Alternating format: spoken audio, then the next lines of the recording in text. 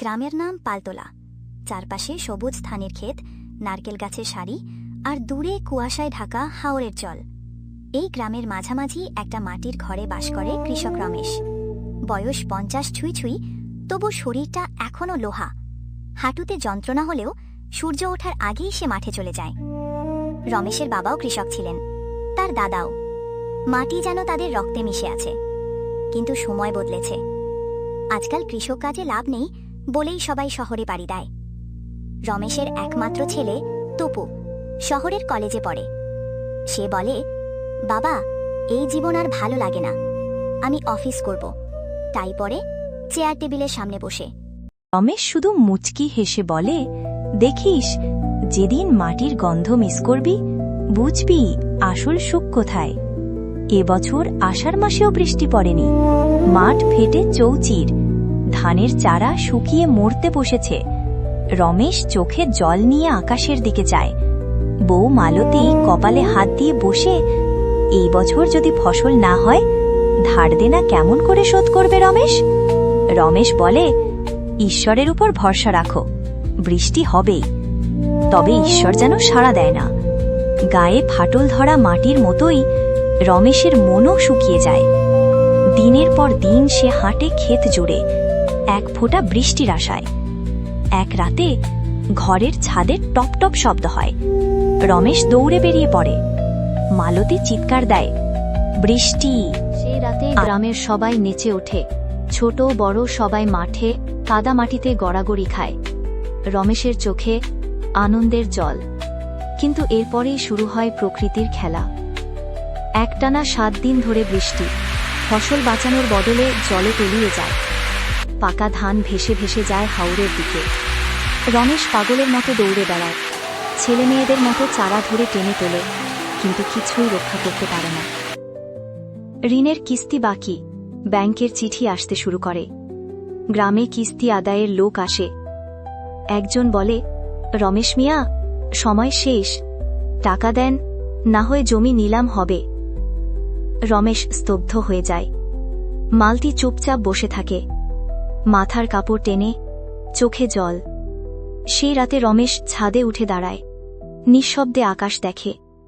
হঠাৎ সে ভাবে, সত্যি কি এটাই শেষ? আমি হেরে গেলাম? কিন্তু তখনই এক পাখি উড়ে যায় মাথার উপর দিয়ে, বৃষ্টির জলে ডানা ঝাপটায়। রমেশ ভাবে, যতদিন পাখি উড়ে ততদিন আশা থাকে।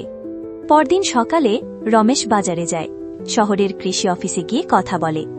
তারা পরামর্শ দেয়, আপনি চাষের পদ্ধতি বদলান, ধানের বদলে সবজি, পেঁয়াজ বা মৌসুমী ফল চাষ করতে পারেন, জৈব সার ব্যবহার করুন, আমরা সাহায্য করব। রমেশ গ্রামের কয়েকজন যুবককে ডেকে নেয়। তারই মোটো দরিদ্র, কিন্তু ইচ্ছা শক্তিতে ভরা। সে বলে, চলো আমরা কিছু আলাদা করি, নতুন করে শুরু করি।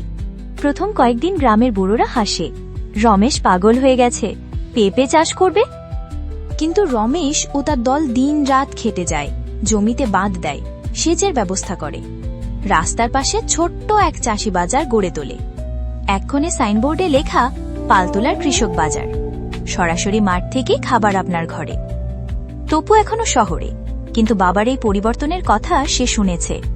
বন্ধুরা ফেসবুকে রমেশের ছবি দেখে বলছে, দেখ তোর বাবা ভাইরাল। তপু শহরে চাকরির চেষ্টা করে, কিন্তু চাকরি নেই। অফিসে সবাই বলে, অভিজ্ঞতা দরকার। একদিন সে ভাবে, বাবা যা করছে তাতে অনেক কিছু শেখা যায়, আমি কেন ওর পাশে থাকি না? কাঁধে ব্যাগ। তপু হাসে, বাবা, এবার আমি মাটির কাছেই থাকব। রমেশ কিছু বলে না, শুধু তপুর কাঁধে হাত রাখে। 2 বছর পর পালতোলা বদলে গেছে। গ্রামের যুবকরা এখন কৃষক উদ্যোক্তা। তারা নিজেরাই সার বানায়, বাজার চালায়, ইউটিউবে ভিডিও দেয়, পাঠশালা চালায়। রমেশ এখন একজন রোল মডেল। জেলা প্রশাসক তার মাঠ পরিদর্শনে আসেন, টিভিতে সাক্ষাৎকার হয়। কিন্তু রমেশ আজও আগের মতোই হাল ধরে সকালে বের হয়, কাদা মাটির মধ্যে হাঁটে। একদিন সাংবাদিক জিজ্ঞেস করে, আপনি এখন বড় মানুষ, কোটি টাকার চাষি, আগের মতো মাঠে যান কেন? রমেশ মুচকি হেসে বলে, যত বড়ই হই না কেন, মাটিই তো আমার মা। মায়ের কোলে না ঘুমালে ঘুম আসে না। 1 বছর আবার ঝড় আসে, বজ্রপাত, জলোচ্ছ্বাস, সবকিছু লণ্ডভণ্ড করে দেয়। সবজি ক্ষেত, পেঁপে বাগান, সেচের নালা সব ভেসে যায়। গ্রামের যুবকেরা এবার হতাশ হয়। তারা ভাবে সব শেষ হয়ে গেল।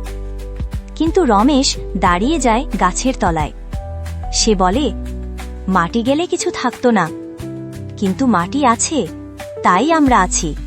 আবার শুরু করব। তপু বলে, এই মাটি শুধু খাদ্য দেয় না, সাহসও দেয়। একটি শিশু ছেলেকে ধান রোপণ শেখায়। ছেলেটি জিজ্ঞেস করে, চাচা, এত কষ্ট করে চাষ করো কেন? রমেশ বলে, কারণ একদিন তুই এই ধানের ভাত খাস। যেদিন বুঝবি তখন তুইও চাষ করতে চাইবি। ছেলেটা মাথা নাড়ে, খিলখিলিয়ে হেসে ওঠে।